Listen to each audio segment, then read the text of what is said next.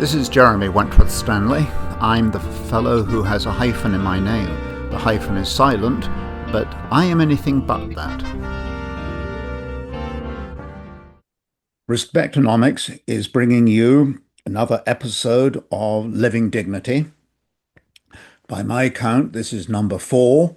We've had 3 episodes to date, and this 4th one is called Taming the Wild Demons of Your Time.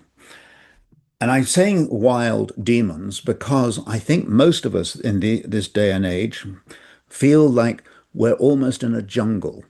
And wherever you look, there's trees and there's things in our way, and we just don't know which way to go next. So that's why we talk about taming these wild demons or these wild demands that are on our time. My name is Jeremy Wentworth-Stanley. I am your voice of Respectonomics. In this case, I am your voice of living dignity. And the purpose of and the intent of living dignity is to restore respect for individual dignity.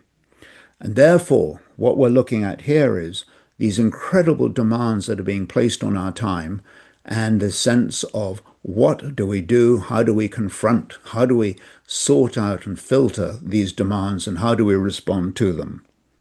We live in a culture of tremendous blocks of it, well, not even blocks, flows of information. We live in a world of instantaneous communication. And then you may say, well, I've heard that all before. But you know, there's one part of this puzzle, which is every human being has this fight and flight kind of reflex. If you were to be chased by a saber-toothed tiger, I don't know if you ever have even thought of that, but if you were being chased by a regular tiger, you'd be running like it was going out of style, and you'd be going upstairs and steps and closing doors and all kinds of things, all under the heading of fight and flight. But if you're going to do that, you are, and I am, very viscerally, very much physically, we are taking avoidance action. We're doing something about it. And that's fine. That's how we do it. But one of the problems today is, in today's world, is that we are also inundated with information and ideas, and not ideas, but things that are going wrong in the world. We see divisiveness, we see anger, we see bombs going off, we see missiles flying around, and we see terrible injustice and abuse. When we see those things, we get the fight and flight kind of feeling, the reflex, but there's nothing we can do about it. You're sitting in front of your screen or you're sitting in front of the television, and there you see these things going on. And then when you've said, I'm not watching that anymore, and you go to another channel, bingo, there it is again. And the point of the matter is, we have these senses of fighting and flighting without being able to do anything about it. And it creates within us this tremendous angst, this frustration, this anxiety, this, actually, in plain English, a feeling, awful feeling. So when we have those feelings, we need to be able to say, not only to bring those feelings to heal, but we also need then to be looking at what are these demands in our time. I think we can say some almost basic things like turn off your TV and don't look at your screens in the middle of the night.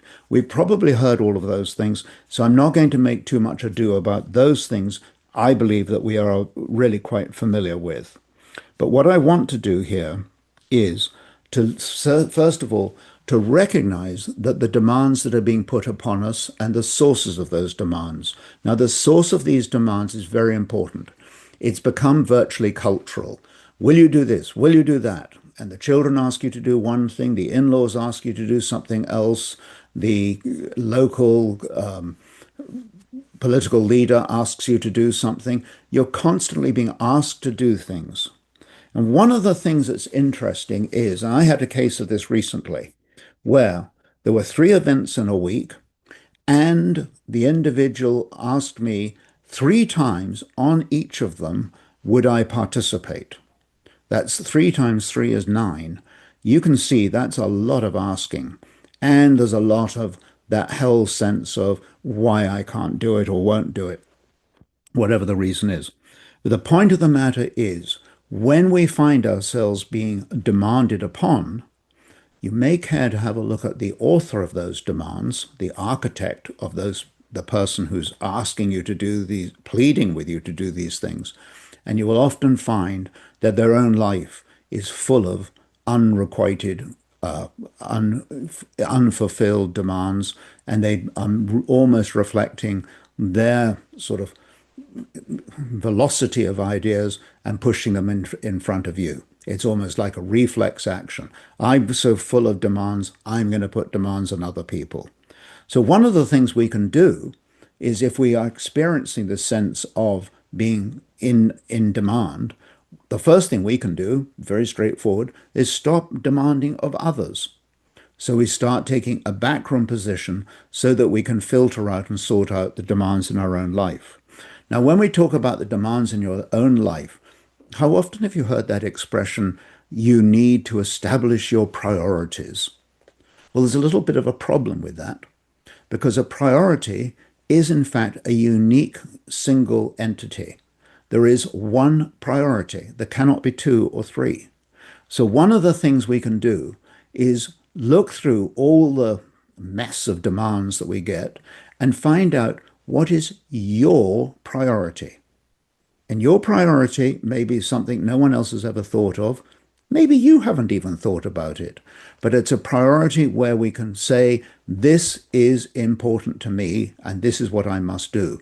So setting a priority is far more valuable than this. In fact, intellectually, it doesn't stand. This word priorities doesn't really make sense. There is a priority or there is no priority. So let's establish a priority. Then we want to go to another thing, which is when you are being asked to do something. And we all get caught in these reflex actions, these, yes, of course I can do it. And of course, as soon as you said that, you wished you hadn't. And then there's the other one where you say, that's a really great idea. And you start qualifying the request. No, what we should do is, when we are asked to do something, would you please come and help at the local bake sale? The answer will be, now, let me think about it. Let me think about it is a very, first of all, genuinely is true. You do need to think about it because you haven't really given any thought. This is instant question. Instant question demands a delayed answer. So you say, let me think about it. But there's another one that's also very helpful. When you're being asked to do something, you can say, do you need an answer right now?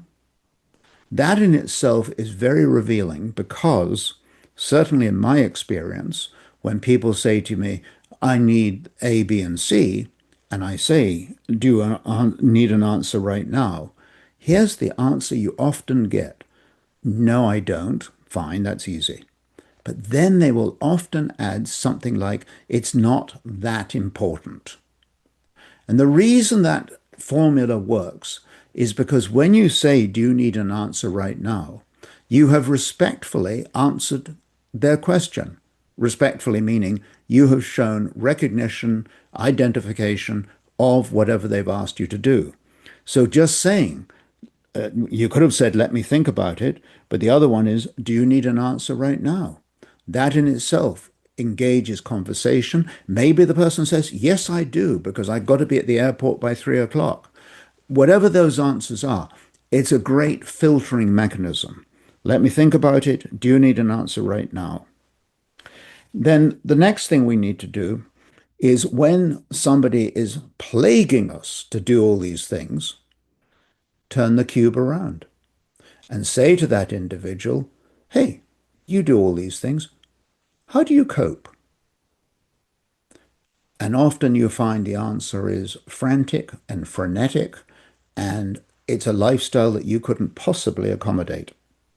So asking the question, how do you cope, does open up the conversation to something that the other person, respectfully, can now say, well, I do it by doing A, B, and C. And then there's this two other things we should talk about. When we're being asked to do things, the first thing we should do is eliminate reasons. How often do we say, You're asked to go to the bakery. No, I can't go to the bakery because I've got to go to the bank first. And then before I do that, I did promise to pick up somebody from the airport, whatever it is. And we go through this whole litany of reasons. And the problem with the litany of reasons is you're actually creating holes in your discussion, meaning the person will say, well, if you're going down to the airport, would you then also pick up so and so? So, in other words, eliminate the reasons with these two answers. Let me think about it, or do you need an answer right now? That's one thing, to eliminate the reasons. The other thing is a very straightforward response. You're on the board of something and you know you can't go on doing it for whatever reason. It might be personal, it might be time related, it might be a change of philosophies that you can't live with, whatever it might be. One of the great answers is somebody says, you say, I'm going to leave the board, and the person says, why are you doing that? And the answer is, well, because I don't want to do it anymore. Because I don't want to do it anymore. Because I don't want to do it anymore. Say it in the mirror. Say it 10 times. Because I don't want to do it anymore. And it's an honest answer. It often is the answer. It is often the truth. You don't want to do it anymore. Nothing wrong with that. All said and done, there is one thing that we need to understand, and that is to tell people and to tell oneself. There's a duality here, a duality of letting it be known to other people, your family, your friends, your community, your place of work, to let everybody know that you need time off. You need a break. You need rest. You need that, almost that oasis where you can, which you reserve for yourself to refresh and to restore your energy and your even just your plain thinking. Rest is so valuable. But one of the problems with rest is when you say to somebody, I can't do that, I'm going to be taking a break, that in itself is almost a knee-jerk reaction. And it's fair, it's true. But a better way to do it is to let people know, your family, your office, wherever you might be, and say things like, I take time off. And if you can specify when it is, that's a very, very valuable tool because what you're doing is you are educating other people. So, for example, if you're in a business that requires a lot of face-to-face meetings and so on, it is perfectly reasonable to say, I enjoy meeting people, I enjoy meeting with you. I am not available on Wednesday afternoons or Thursday afternoons because that's time I break out for myself. Nobody minds when you tell them in an educational sense of how your time is being allotted. As a matter of fact, when you do that, you create this sense of organization and structure. And here's the thing about structure. It's an interesting point that when you structure your responses the way we've talked about, when we've talked about getting time off and we talk about understanding how people cope and so on, one of the great advantages of a structure, hear this out, I was told this many a moon ago, structure sets you free. So it's totally reasonable to have an index card on which you write down what your structure is and let people know what your structure is because it is the structure that sets you free. The beginning of this conversation, we were talking about how we are being plagued with these demands on our time. And of course, we all know how that creates the gut rot and that whole sense of being ill at ease with oneself and so on. So having the structure to say, no, I'm going to handle the requests as follows. I am going to, they're not even requests sometimes, are they? They're demands. When we find out ways in which we can structurally respond to those, and also let it be known that we need time for ourselves, we need a break, we need that rest, we need that relaxation. When we identify those things, we create a symbiosis, there's a good word, a living together with other people that becomes an article of prosperity, article of hope, an article of building other people up. Because don't forget, the more good you feel about yourself, and good in the proper sense, the more good you feel about yourself, the more good you will express into other people's lives. And that is a wonderful gift. On this point, I rest my case. This is Jeremy Wentworth-Stanley, the voice of Respectonomics. If you have thoughts, questions, by all means, jeremy@respectonomics.com. And if you need us for speeches, presentations, and workshops, gatherings, consultations, and the like, let us know. Jeremy@respectonomics.com. Thank you so much for listening.